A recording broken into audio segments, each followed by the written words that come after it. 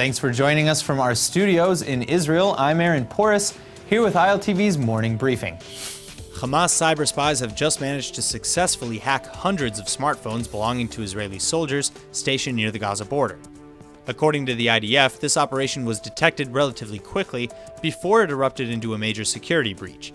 But considering Hamas was able to access these phones unknowingly and even activate cameras and recording features over several weeks, this is a significant threat to Israeli cybersecurity. This isn't the first time Hamas has targeted Israelis through their phones. This latest hack followed a similar strategy from before. Hamas agents developed a fake dating app as well as a fake World Cup app and coaxed IDF soldiers into downloading the app using fake Facebook accounts online. Typically, the accounts disguised Hamas spies as attractive young women who forged relationships as early as 2017, which lended credibility to the Trojan Horse apps. And as soon as soldiers downloaded them, the apps immediately hacked the phone, giving Hamas agents full access to the phone's features, history, GPS, and address book.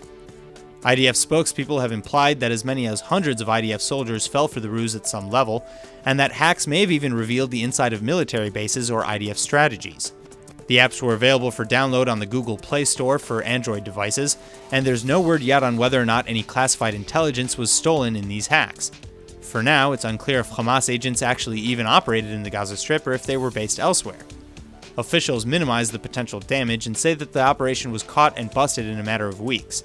Still, this proves that Hamas is not only prepared to get creative, but also fully capable of creating a convincing digital smokescreen. In new shocking developments, the Israeli Health Ministry is now telling thousands of women to urgently seek a second opinion regarding genetic cancer screenings and treatment by Professor Tzvi Broshevitz from the Bnei Zion Medical Center, Technion Faculty of Medicine in Haifa. According to the Health Ministry, after a months-long investigation, it was found that Broshevitz had not been using sound medical judgment in at least one instance when related to genetic testings for cancer. It was found that women from the north of Israel who have any history of breast or ovarian cancer could have been misled into not taking the laboratory tests to identify the mutation known as BRCA. Identification of this gene means women may opt to have preventative surgery to remove their ovaries or breasts.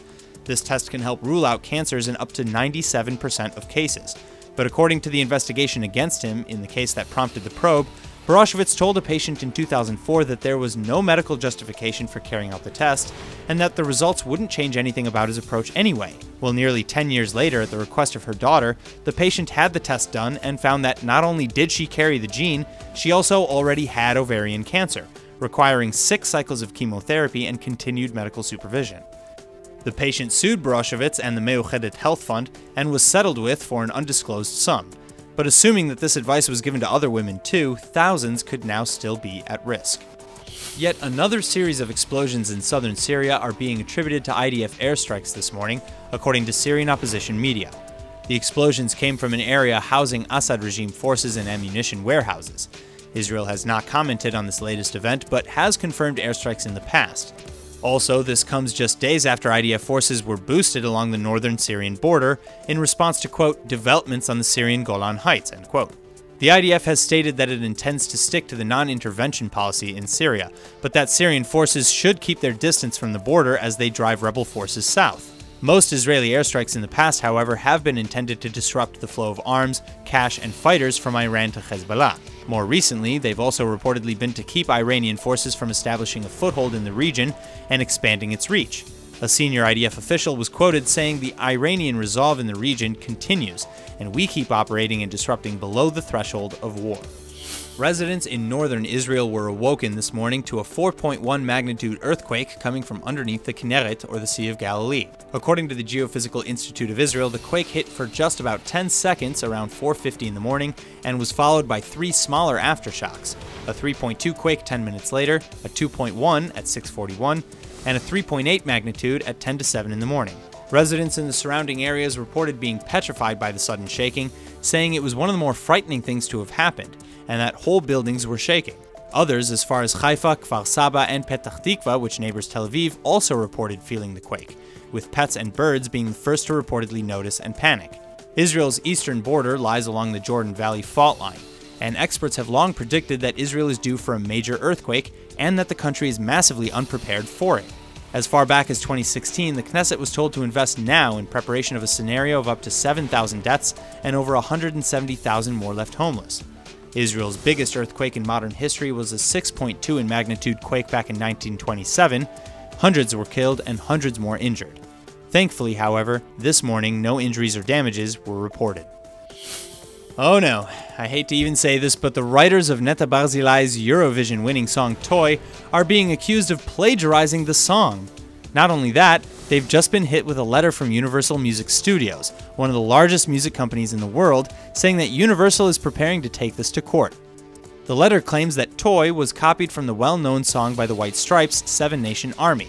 Say it ain't so. Doron Medali and Stav Beger face a potentially devastating copyright infringement lawsuit if Universal does indeed proceed with legal action. The two compose not only Toy, but tons of other well-known contemporary Israeli beats. Medali is currently en route to the United States to try and solve this crisis face-to-face before it escalates into something worse. And why do I say crisis? Well, if Universal were to win this case, it would not only disqualify Netta's Eurovision win a few months ago, but also probably cost Israel the honor of hosting next year's Eurovision too. Now, Netta herself has nothing to do with this potential case. She isn't one of the writers of Toy, merely its vessel. And many feel that this lawsuit is nothing short of ridiculous considering how dramatically different Toy is from Seven Nation Army. But at the same time, many Israeli music critics did point out similarities to Seven Nation Army's bass line back when Netta's track first was released. What's worse, when the two songs are literally overlapped on top of each other as a mashup, the tracks do seem to merge with almost perfect timing, rhythm, and musical intonation.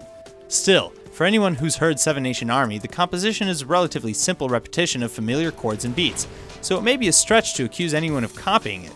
But you know what? Give them a listen, and you be the judge. That's all for now. I'm Aaron Porras, and see you later with our main daily broadcast from Israel at 2 p.m. Eastern Time.